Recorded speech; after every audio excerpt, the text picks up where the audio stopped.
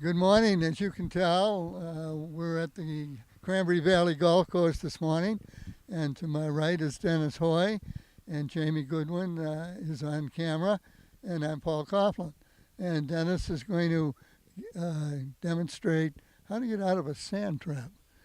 Yeah, one of the things that we get asked a lot at the golf course is what are the best ways to learn how to get out of a sand trap consistently and make sure that people use the right clubs and get in the right position to hit the shots. And it's a thing that a lot of people struggle with. That's why they call bunkers hazards. But one of the things is that also, too, a lot of people don't practice this shot really very much. And one of the things we're fortunate with, we have an area that enables people to come out here and actually hit practice shots, because even though it's not fun to practice sand trap shots, you should practice it, because a lot of times you're going to end up there in the golf course. So it's a good way to get to learn that. Very good. So you're going to go down to the sand trap Yep. and begin to demonstrate Yep. the proper procedure and how to get out of a sand trap. Yep. One of the things that's important to show everybody who's watching is when you get into a sand trap, there's two different things you have to look for.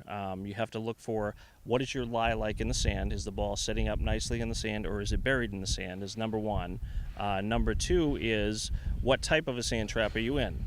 Meaning, is it something that's fairly flat, or is it going to be an area where you have to go up over a mound or a high face on a sand trap?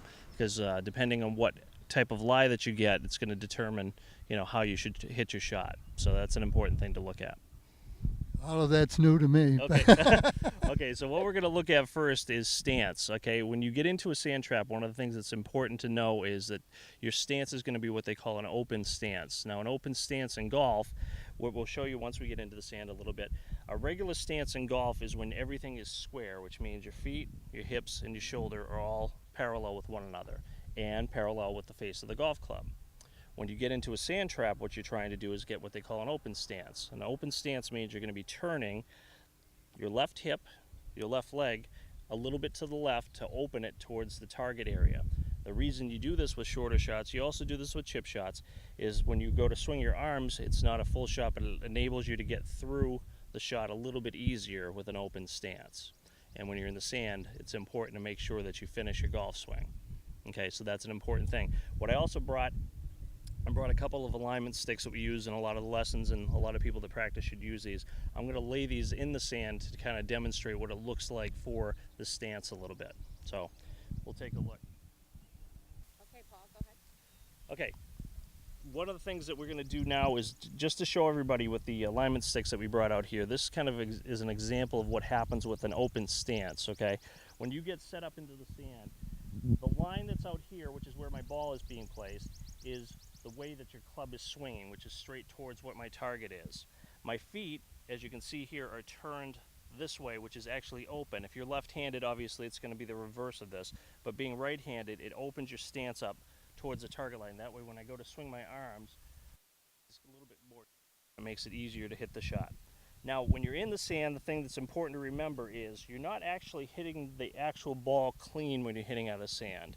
You're actually hitting a small area of sand that the ball is sitting on, almost like you're hitting off of a little island of sand, okay? So the actual hitting area, as you can see, is just going to be a little area right around here, and you're actually trying to hit underneath that ball.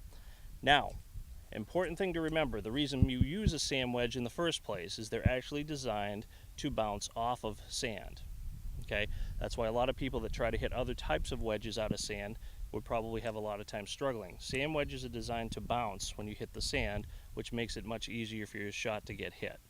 Now, another thing that will help with this a little bit is when you have a good lie is you want your club face to be just a touch open, and that'll allow the bounce of the club to skip off the sand a little bit, and it won't dig deep into it.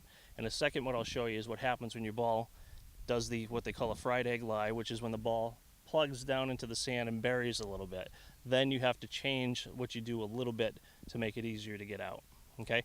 So what I'll show you here is when you get into the sand, number one, you want to get under the ball, so you got to make sure that you're getting your feet good and set in the sand, and you're going to dig down into it a little bit. That helps you make sure that you go underneath the ball. Okay? That's number one. Number two, ball position is going to be a little bit in front of center in your stance, okay? And then from that point, what you're looking for is to have your club face. This is a nice lie we have here. So we're going to have the club face be a little bit open, and then we're ready to hit the shot. Okay? Very You good. might want to back up just a little bit. Okay? So when you get into this type of position here, you get set, stance is a little open, and then when you hit out, the ball can come right up out of the sand, and it works pretty well. Okay? So the thing is, as you can see here, as we talked about before, the area of sand that we took basically was right through here, and that ball had been sitting right in the center front of of it. it, yeah. Okay? And that ball, as you, I don't know if you could hear it well, but you could see that the club went underneath the ball and it was able to be propelled out because it was on top of the sand. Very good. Okay? And the important thing to remember when you get into the sand, if you do your procedures right and you bury your feet, it should be easy to get underneath the ball. And the thing that takes a little bit of time, and this is why it's a shot that should be practiced, is when you get into the sand, is not to catch the ball clean, because that's when you're going to hit the shot that's going to go too far and go over the green a little bit. So that's an important thing to remember. That was a good shot. That was pretty good. But one of the things that we'll get to next is what happens when you get a lie that's not very nice when you get out there. Okay. Now, what also happens too when you're playing, a lot of times when you hit a shot into a green, you hit a nice high shot, doesn't have enough to carry onto the green, and it lands in the sand, what happens is the ball at that point sometimes buries. Okay, it lands right down to the sand, and they call this a fried egg lie because it has looks like a fried egg, and the ball actually buries down into the sand. Okay, this is a shot that a lot of people have a hard time with because you have to make sure that you get that ball up and out of the sand.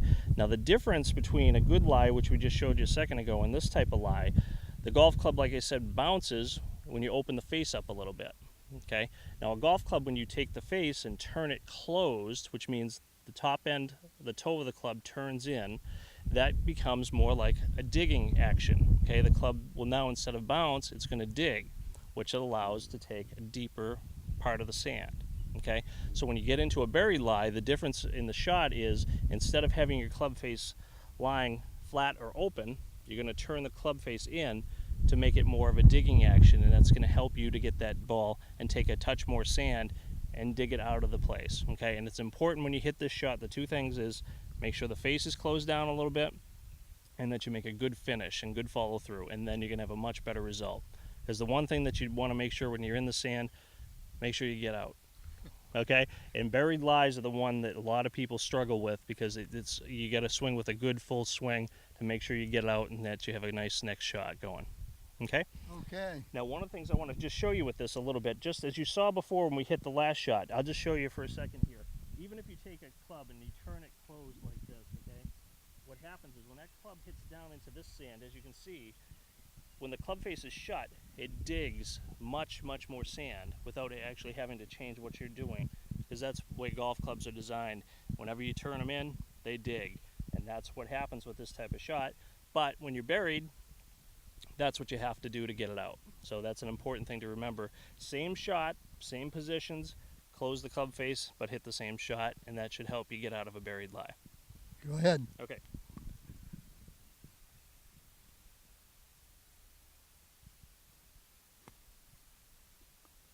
Oh, that was good. Yep. Wow. And it get right out. So again, the thing with these type of shots, and as you can see here, it took a lot more sand when I hit the shot, because when you turn it closed, it becomes like a shovel, and that's what helps you dig that ball out of the sand. All right? Okay. All right? Okay, so that's the things you got to learn when you're practicing these types of shots. And believe it or not, one of the things people also don't like to do is practice the tough one. But when you come practice, it's good to not just hit the nice looking lies, but also bury some. So when you get on the golf course and when you run into that situation, you got to make sure that you get it up and out. Very good. Okay. What's next? Next thing I want to show a little bit is when you get up against one of the higher lips, etc., what the difference is, okay?